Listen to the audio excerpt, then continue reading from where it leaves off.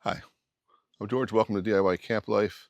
This is my hiker trailer, and today we're going to install a third hiker roof rack on this end of the camper. Stick around, I'll show you how to do it.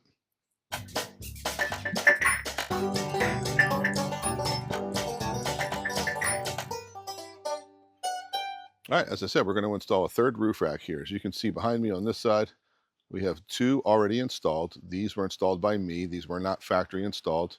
I installed them specifically for the solar panels on the roof. These are located, this one here, right there. That is about 6 inches from the end.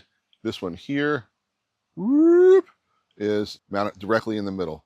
We're going to install this one here about 6 inches from the end. These are Hiker brands.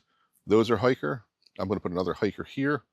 At the time, my intention was to put 3, but we only needed the 2. These cost about $150 a piece off their Deer Creek store. If you go online to Hiker's website, you can go to the Deer Creek store and you can buy these. Each kit is 1 bar, 2 brackets, and the mounting hardware. They're $150 a piece. This third one I didn't need yet, so I didn't order it. We are putting it in now because we purchased an ARB awning while we were at the Overland Expo East in Virginia. So we need this third roof rack to mount that awning, and I'll get into more specifics about the awning in a bit. But I wanted to show you some of the parts. So this particular setup comes with, like I said here, 2 brackets, obviously 1 on either side, bar, hardware to mount the bar to the bracket, little weatherproof cap on the end, stainless steel hardware to mount through, and then there's a plate on the inside. So these are considered the shorter ones. And this, because we're heading down to this waterfall part of the roof, in order to keep this third one at the same height, we need to get a bigger one. So I wanted to show you the difference in the height here. Substantially bigger, but we're going to mount this one like this so that this bar here will run the same height here. And I'll show you how we're going to do that in a minute. So as I had mentioned, these are Hiker trailer. You can see their logo in there here. And these are 2 mounted. Basically, if you get these from Hiker, you're going to have multiple options to install these if you get them factory installed. You can go with none, which is what mine originally had. You can go with 2, which they would typically mount, like I have mounted, 1 in the middle, 1 about 6 inches from the end. If you're doing a rooftop tent, they're going to put a third rail in the middle here. Let me get out of the sun. They're going to put a third one about here, okay, because you want to have that support for your rooftop tent. Now, it depends on the size of the rooftop tent. They may move it down. It may not be centered on the camper, or it may be centered on a 10-foot camper, which would be a little bit further. Mine's an 8-foot, but you'd have 3 grouped up here. Typically, you put a third one down the other end, like I'm going to do when you have an awning. So we're going to install an ARB 8-foot touring awning. It's in the aluminum case. It's not the fabric one. And it is 102 inches long. This is 97 inches long. So it's going to extend a few inches off of either end of the camper. And ARB recommends no more than 27 inches of overhang. So if I mounted that same awning here, okay, and then I centered it here, let's say I stopped it here, right to the end, you'd have about 4 feet hanging off the end. So that would exceed the 27 inches, obviously. And if I centered it on here, I could probably get away with that because you'd have about 27 inches beyond here and beyond here. However, you'd have an awning sticking off the back of the camper 2 feet, which doesn't make sense for most purposes. So I'm going to add that third roof rack, which will be about 7 feet. This is an 8-foot camper coming in 6 inches off either end, 7 feet. And then I'm going to have maybe a few inches off of each end of it, maybe 8 inches off of each end. That's an overhang, and it'll be centered right on here. All right, so when I installed these first 2, I actually had an extra set of hands. I had my son here. He's off of college right now.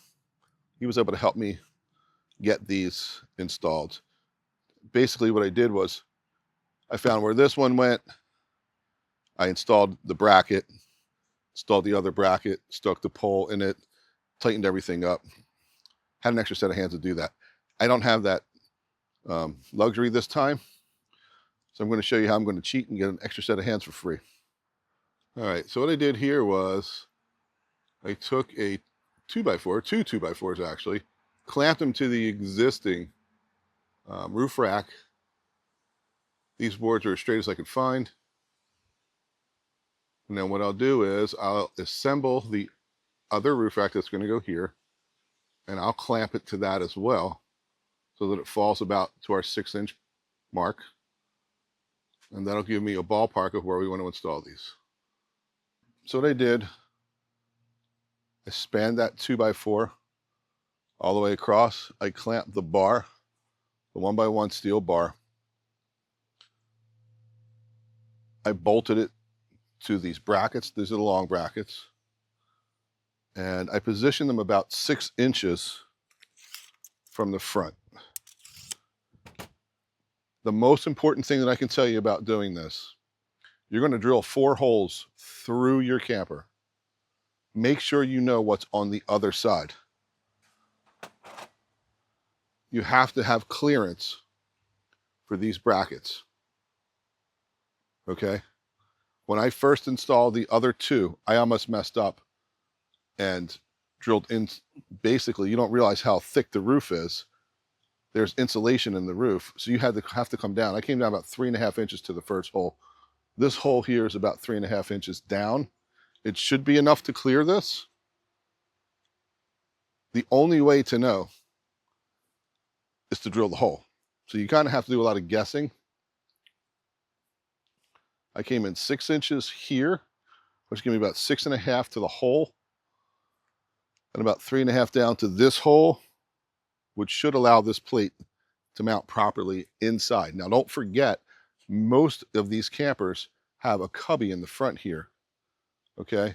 You don't want to run into that upright in the cubby either. So you want to clear all that. Check, double check, triple check where you're going to put these holes. I'm pretty certain this is where I need to put them. I'll drill one tiny pilot hole to make sure that I'm in the right spot. I'll drill a tiny pilot hole here through and make sure that this mounts on the inside properly, that I have clearance for the whole thing. But based on my experience, you want to come down about 3.5 inches to the first hole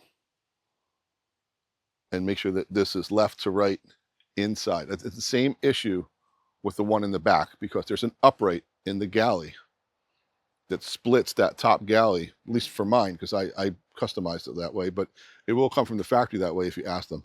It split that galley so it closed it off. So I have compartments on the inside and compartments from the galley side, and there's an upright there. I didn't want to hit that, and I made sure I measured.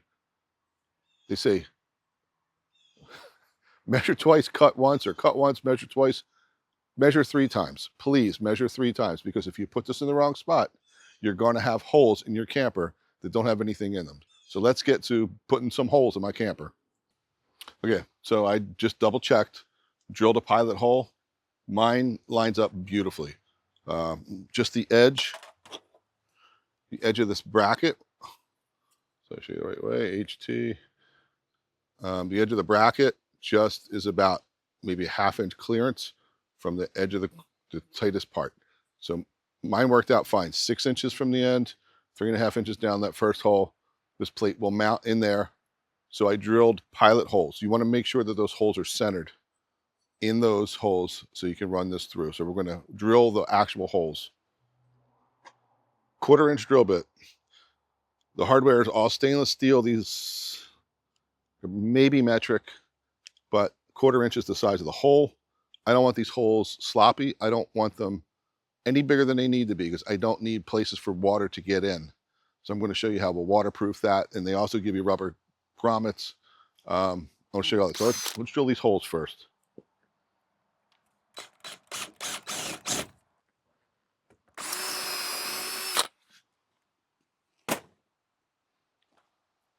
You can certainly mark these, which I did. You can use a punch to center punch them. I had pilot holes through the center of them.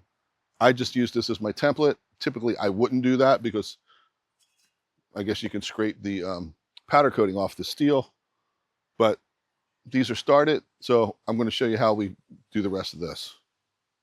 All right, so I took the bracket off. You got 4 holes. I'm going to put a little bit of silicone, little white silicone for me anyway, in and around these holes. Just a little bit, just to give it some extra protection so don't get any leaks behind the aluminum.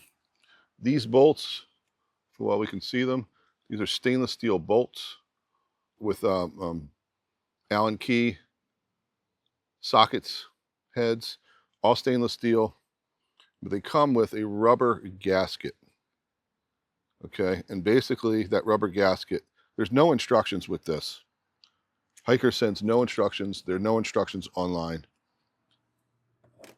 What I'm going to do, and I did this on the other ones, is put the bolt through, put the rubber on the back of it, and that is going to get squashed between this and the wall. That'll give you a little more waterproofing. I think that's their solution for waterproofing.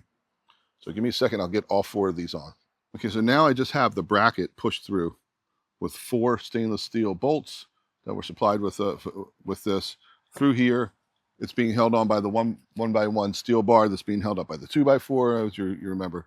This is just pushed in. It's pretty stiff right now. We're going to go inside. We're going to install this bracket on the inside. Remember, I told you that's where we got to make sure we had that space. I have some stainless steel nylon locking nuts, and we're just going to finger tight them on just to get everything in. Pro tip, do not tighten anything down until everything is installed. Once it's all installed, then you tighten it down. That's 101 mechanics. Don't tighten anything down until everything is installed, then tighten it down. Let's get inside.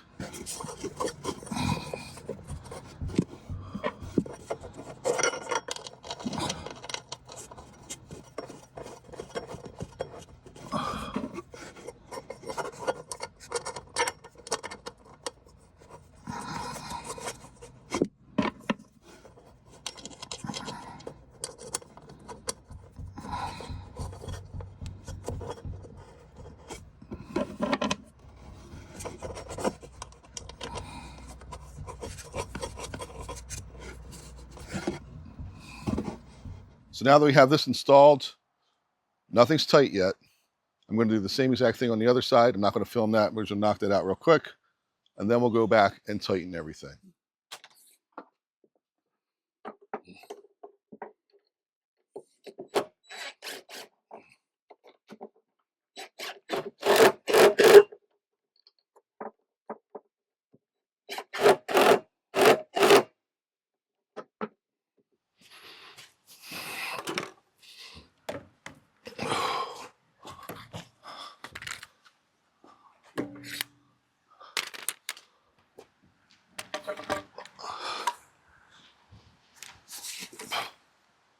So that's pretty much it.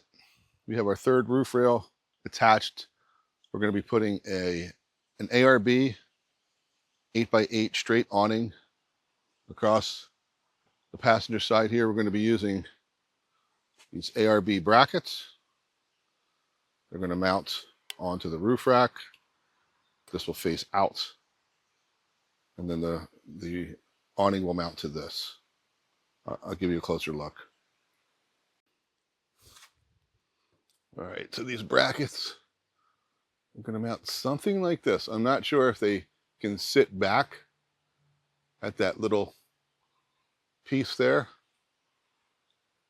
the tube. I would like to have them mounted back there so any rain behind the awning won't fall in the face of the awning, but they may have to be installed flush.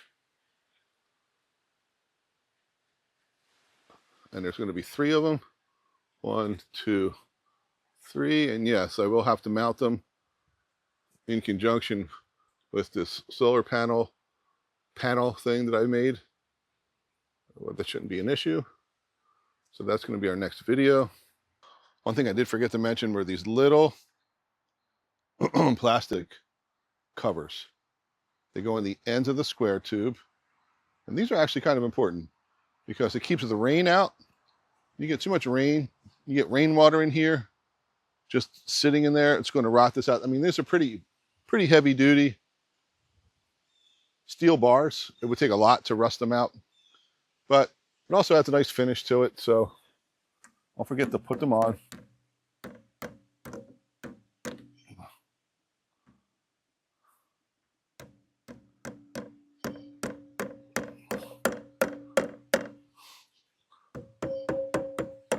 There you go. So if you like this content, this is pretty much what we do. Please subscribe and like this. Feel free to comment. I'm happy to answer questions. I love teaching.